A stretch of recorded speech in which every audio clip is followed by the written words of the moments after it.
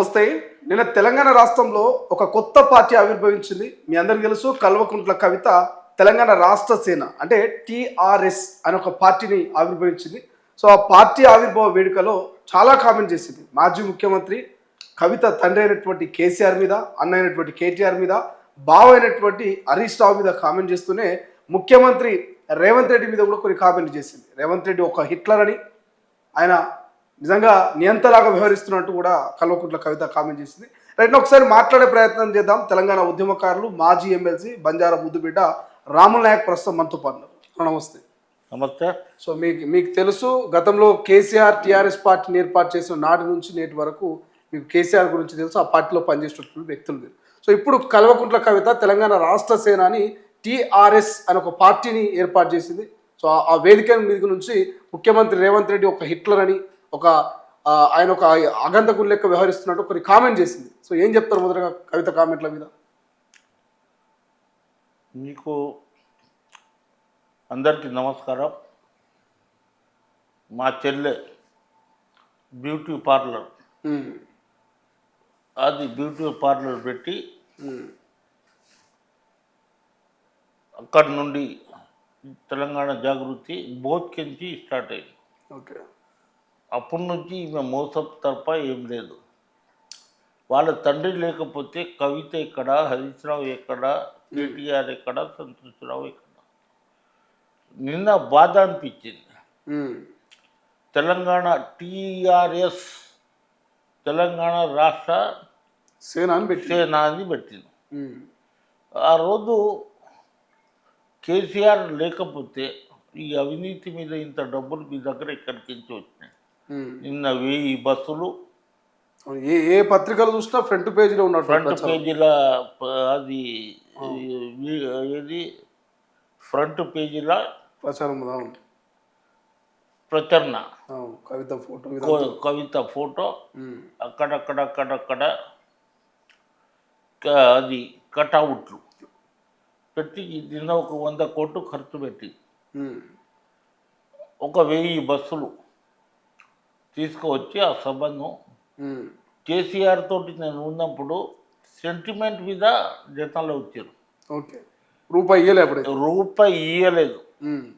ఇప్పుడు పేమెంట్ మీద జనాలు వస్తే ఆమె అనుకుంటుంది, మా నాయన ఏమి ఇది చేయలేదు, గుంట నక్కలు ఉన్నాయి వాళ్ళ దగ్గర, ఆ గుంట నక్కల భరతం పడతా అనేది చెప్పింది. 10 సంవత్సరాల ముందు మామూలు ఫస్ట్ నన్ను సస్పెండ్ చేశారు కదా, కిక్కాప్ అన్నాడు. ఆ రోజు కవిత గొంతు లేదు. తర్వాత ఈ దండకు మేమే వారసులం అని ఈటల రాజేందర్ చెప్తే ఆ రోజు లేదు. ఈమె తీసేసినప్పుడు బాబాయ్ యాదకు వచ్చిండు, అన్నయ్య యాదకు వచ్చిండు, తర్వాత సంతోషరావు యాదకు వచ్చిండు, తండ్రి యాదకు వచ్చిండు. ఏది ఏమున్నా వాళ్ళ తండ్రి ఏదైతే కాళేశ్వరం ప్రాజెక్టులో అవినీతి చేసి నీకు ఇన్ని 100 కోట్లు ఇచ్చిన తర్వాత నువ్వు ఇవాళ అయినా ప్రశ్నించే స్థాయికి ఎదిగినావు. మా అన్న ఇది చేసిండు, మా పలాని ఈయన చేసిండు, నేను టీఆర్ఎస్ పెట్టిన తెలంగాణ రాష్ట్ర సేన. నువ్వు కారు గుర్తు అడుగు రాదు, కారు గుర్తు అడుగు. ఇలా మీ తండ్రి బీఆర్ఎస్ పెట్టిండు కదా, ఏం పిక్కిండు ఈడ, ఏం చేసిండు, ఏం ఉద్ధరించిండు? పంజాబ్ పోయిండు, హర్యానా పోయిండు, బీహార్ పోయిండు, కర్ణాటక పోయిండు. ఏం పీకడానికి పోయినావు అని అన్నావు కదా. ఆయన పీకడానికి పోలే, మళ్ళీ నువ్వేం పీకుతున్నావు అనే ఉద్దేశంతో నువ్వు పార్టీ పెట్టినావు. నీ తండ్రి ఆ వాటర్లో ఇయ్యకపోతే, నీ తండ్రి కాళేశ్వరంలో ఇది చేయకపోతే నీకు ఇంత డబ్బులు ఎక్కడికి వచ్చేది? 1000 బస్సులు ప్రతి ఒక్క కార్యకర్తకు ఆ రోజు సెంటిమెంట్ మీద వచ్చారు, ఇలా పేమెంట్ మీద వచ్చారు. ఈ విధంగా నీవు మాట్లాడుతున్నావు చూడు, ఆ పెద్ద ఆయనను ఎంతన్నా ఇది ఉండదు. ఓకే. ఇలా మేము వ్యతిరేకిస్తాం. ఆ పెద్ద ఆయనను విమర్శించి తండ్రిని నువ్వు విమర్శిస్తున్నావు, నీకు అది మంచి పద్ధతి కాదు. ఒక తల్లి లెక్క రాష్ట్రాన్ని చూసుకుంటా భవిష్యత్తులో ముఖ్యమంత్రి అయితే ఉంటుంది కదా కవిత. ఈమె జయలలిత స్టైల్ ఇది చేస్తుంది. ఉమ్, ఆ కొప్పు, ఆ బొట్టు. ఉమ్, నేను ఒక తెలంగాణ తల్లి, 3.5 కోట్ల ప్రజలకు నేను ఒక తల్లి. ఏ తల్లి అన్నా జేబు చూడదు, కొడుకు పొట్ట చూస్తుంది అని చెప్పింది. ఉమ్, ఆ రోజు 1200 మంది చనిపోయినప్పుడు, రాములు నాయక్ని సస్పెండ్ చేసినప్పుడు, ఈటల రాజేందర్ని సస్పెండ్ చేసినప్పుడు ఎందుకు నీ గలం ఇప్పలే? ఉమ్, నేను సస్పెండ్ చేసిన తర్వాత నీ గలం ఇప్పి ఇలా నువ్వు ఈ బస్సులు పెట్టిండొచ్చు, 1000 రూపాయలు ఇచ్చిండొచ్చు. ఈ విధంగా నువ్వు ఏదైతే ఇది చేస్తున్నావో, తెలంగాణ తల్లి తల్లి కొడుకు జేబు చూడది, పొట్ట చూస్తుంది అన్నది. ఉమ్, ఆ రోజు 1200 మంది చనిపోయారు. ఆ కుటుంబాల దగ్గర పోయినావా? ఆ కుటుంబాలను పరామర్శించినావా? ఉమ్. ఇలా నీ స్వార్థం గురించి టీఆర్ఎస్ అని పెట్టి ఏదో చేయాలని నీవు ఇది చేస్తున్నావు. ఇప్పుడు నిజంగా టీఆర్ఎస్ అని పెట్టడం ద్వారా బీఆర్ఎస్ పార్టీకి ఏమైనా డ్యామేజ్ అవుతుందంటారా? జనాలు ఏమైనా కన్ఫ్యూజ్ అయ్యే అవకాశం ఉందా? కన్ఫ్యూజ్ చేయడానికినే ఆ పేరు పెట్టింది అనుకోవచ్చు. ఆ కుటుంబం కన్విన్స్ చేస్తుంది, కన్ఫ్యూజ్ చేస్తుంది. కన్వే చేస్తుంది, కన్ఫ్యూజ్ చేస్తుంది. కన్ఫ్యూజ్ చేస్తుంది. ఓకే. ఈమె కన్విన్స్ చేస్తుంది, కన్ఫ్యూజ్ చేస్తుంది. ఉమ్, ఇలా టీఆర్ఎస్ పెట్టింది. టీఆర్ఎస్ పెట్టినంత మాత్రాన ఏదో ఒక పార్టీతో టైఅప్ అయ్యి ఒక 10 సీట్లు తీసుకొని ఆమె అన్నది 2 సంవత్సరాల తర్వాత మేము ప్రతిపక్షం, 2 సంవత్సరాల తర్వాత అధికారంలో వస్తాం, ఉమ్, అవును. విద్య ఉద్యోగం ఫ్రీ ఇస్తాం, కేజీ టు పీజీ. ఉమ్, ఇలా తండ్రి గిట్ట అన్నాడు, కేజీ టు పీజీ ఇస్తాం. అవును. రకరకాల వాగ్దానం చేశారు. ఈమెకు ధైర్యం ఉంటే ఏ పార్టీతో టైఅప్ చేయవద్దు. 119 అసెంబ్లీ నియోజకవర్గంలో పోటీ చేస్తే ఉమ్, ఒక్కరికి డిపాజిట్ రాదు, ఈమె గిట్ట డిపాజిట్ రాదు. ఉమ్, ఇలా ఏదో డబ్బులు ఉందని, డబ్బుల అహంకారంతో ఉమ్. ఏ తండ్రిని గిట్ట ఆయన లేకపోతే వీళ్ళు ఎక్కడండి? ఆయన ఎవరి గురించి కాళేశ్వరంలో అవినీతి చేసిండు? కానీ కేసీఆర్ కాదు, ఆయన మరమనిషి, ఒక బొమ్మ అంటున్నాడు కదా. తల్లి కోడి పిల్లల్ని ఏదైతే పొట్ట కింద వేసుకుంటుందో అట్లా వేసుకోవాల్సిన కేసీఆర్ ఇలా తెలంగాణ రాష్ట్రాన్ని వదిలేసిండు, ఫామ్ హౌస్కే పరిమితమైనని ఒక కన్న కూతురు చెప్తా ఉంది కదా. అది కరెక్టే. మళ్ళా ఉమ్, ఎవరైతే ఆయన పక్కకు సంతోష్ రావు కానీ, హరీష్ రావు కానీ, కేటీఆర్ కానీ ఆయన బందీగా చేశారు. ఉమ్, ఆ రోజు కేసీఆర్ సింగరేణిలో ఒక కార్మికుడు చనిపోతే పోయిండు. ఓకే. ఆమె చెప్పేదాంట్లో తప్పు లేదు. ఉమ్, బందీగా ఇది చేసారు, నేను ముఖ్యమంత్రి కావాలని వాడి తమ్మునికి ఉంది.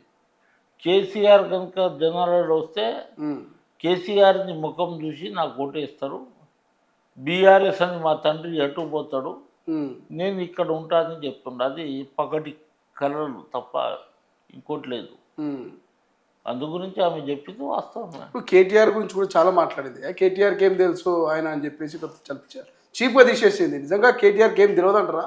తెలియదే మంత్రి దాకా పోతారంటారా కేటీఆర్? అరే మంత్రి పోతే తండ్రి ఉన్నాడని మంత్రి పోయిండు, ఆ, నా లేక కార్యకర్త ఉండి మంత్రి పోతే ఇది.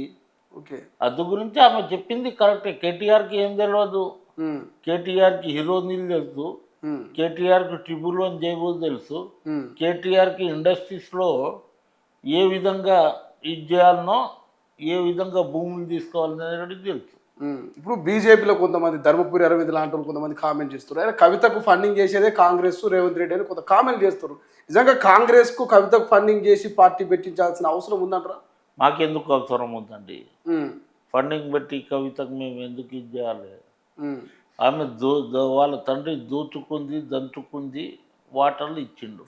ఉమ్, ఆ వాటర్లో తక్కువ వచ్చింది నాకు అనేది ఆమె ఇది చేస్తుంది. ఓకే. ఇవాళ ఒక కార్యకర్తకు 1000 రూపాయలు ఇచ్చి 1000 బస్సులు పెట్టి ఉమ్, నేను సభ సక్సెస్ చేసి ఉమ్, టీఆర్ఎస్ తెలంగాణ రాష్ట్ర సేన, తెలంగాణ రాష్ట్ర సేన బిడ్డలు మీ తండ్రి ఏది బీఆర్ఎస్ పెట్టిండు, అవును. ఆడ ఏం బీక్తాడు, ఉమ్, ఈడ ఏం బీకిండు, బీహార్ పోయిండు, పంజాబ్ పోయిండు, రకరకాలుగా పోయిండు అని అంటుంది. ఉమ్, అందు గురించి నేను ఏమంటున్నా అంటే, మీ తండ్రి బీకలేదు, నువ్వేం బీక్తావు పార్టీ పెట్టి? ఉమ్, అందు గురించే పార్టీ నీకు నమ్మరు.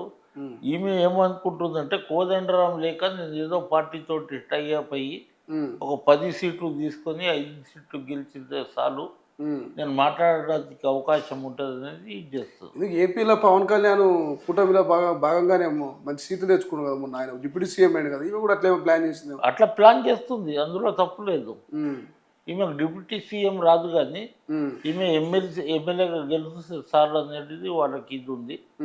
ఆ విధంగా ఇది చేస్తుంది తప్ప తెలంగాణ మీద, తెలంగాణ ప్రజల మీద, ఉద్యమకారుల మీద, లేకుంటే సామాజిక తెలంగాణ 10 సంవత్సరాలు ఎందుకు మాట్లాడాలి? నేను సస్పెండ్ అయినప్పుడు ఎందుకు మాట్లాడాలి? ఈ దండకు మేము ఓనర్లో ఉన్నప్పుడు ఎవరు రాజేందర్ చెప్పినప్పుడు ఎందుకు మాట్లాడలే? ఇప్పుడు ఆమె మాట్లాడుతుంది, స్వార్థం గురించి మాట్లాడుతుంది తప్ప ఇంకోటి లేదు. ఇప్పుడు ఫైనల్గా ముఖ్యమంత్రి రేవంత్ రెడ్డి ఒక హిట్లర్ అంటున్నాడు, ఒక నియంత్రణ లెక్క వ్యవహరిస్తున్నాడు అని చెప్పి కవిత అంటున్నది. నిజంగా ఈ రకంగా వ్యవహరిస్తా ఉన్నాడా ముఖ్యమంత్రి రేవంత్ రెడ్డి? ఒక హిట్లర్ లాగా, ఒక నియంత్రలాగా? హిట్లర్ లెక్క వ్యవహరిస్తే రేవంత్ రెడ్డి ముఖ్యమంత్రి ఎట్లా అవుతాడు? వీళ్ళ లేక 10 సంవత్సరాలు హిట్లర్ వీళ్ళ కుటుంబం ఎవరిని గెలవకుండా, ఎవరిని రానియకుండా, ఎవరిని మాట్లాడనీయకుండా హిట్లర్గా వాళ్ళు చేసిర్రు. ఇవాళ రేవంత్ రెడ్డిని ఎందుకు బదనాం చేస్తున్నామే? నేను ఫేమస్ కావాలి, అటు మా నాయనను తిట్టినట్టు, రేవంత్ రెడ్డిని విమర్శించినట్టు. ఇది ఒక గేమ్ తప్ప ఇంకోటి ఏం లేదు.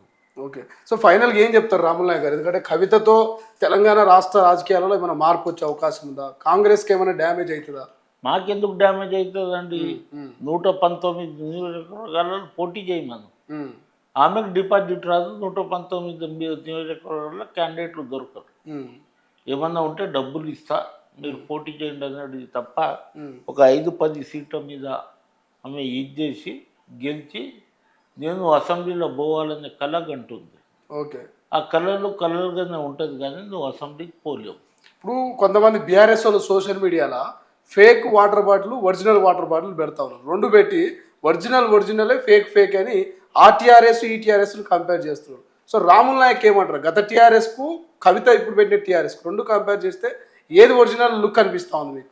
ఏది కాదు, ఇద్దరు ఫేకే. ఇద్దరు ఫేకేనా? ఇద్దరు ఫేకే.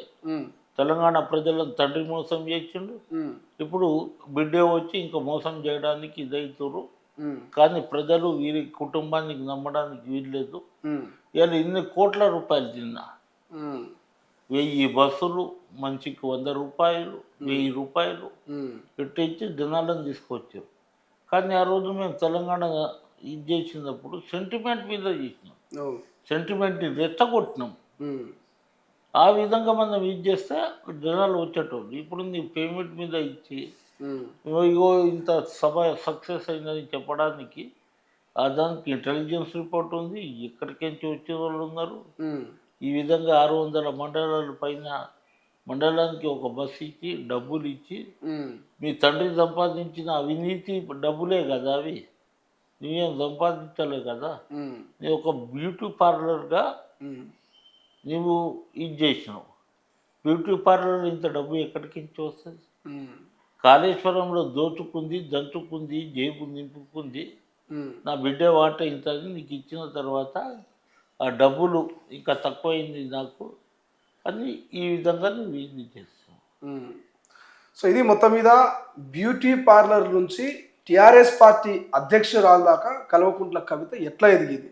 ఇవాళ ఒక పార్టీని పెట్టి, పార్టీకి ఒక బహిరంగ సభకు 1000 బస్సులు, జనము, వాళ్ళకు భోజనము, అక్కడ సకల సవలతులు, ఇవన్నీ చేయడానికే కల్వకుంట్ల కవితకు పైసలు ఎడికెళ్ళి వచ్చినాయని రాములు నాయక్ ప్రశ్నిస్తారు. మరోవైపు గతంలో ఉన్న టీఆర్ఎస్ ఒరిజినల్ కాదు, ఇప్పుడున్న టీఆర్ఎస్ ఒరిజినల్ కాదు, రెండూ ఫేకే. ప్రజల్ని, ఉద్యమకారుల్ని, తెలంగాణ బిడ్డల్ని మోసం చేసిరని రాములు నాయక్ ఫైర్ అవుతున్నటువంటి పరిస్థితి. సో చూద్దాం కల్వకుంట్ల కవిత మరి ఇన్ని రాజకీయ పార్టీలనమ్మా, ఓవైపు ప్రాంతీయ పార్టీ అయినటువంటి బీఆర్ఎస్ ఉన్నది, జాతీయ స్థాయిలో కాంగ్రెస్, అదేవిధంగా బీజేపీ పార్టీలు ఉన్నాయి. సో ఇవన్నీ పార్టీలను తట్టుకొని ఎట్లా నిలబడుతుంది? నిజంగా తెలంగాణకు తల్లిగా, ముఖ్యమంత్రిగా కవిత భవిష్యత్తులో ఉండబోతున్నదా మనం చూడబోతున్నాం. ఏం జరగబోతుంది అనేది భవిష్యత్తులో చూడాల్సిన అవసరం.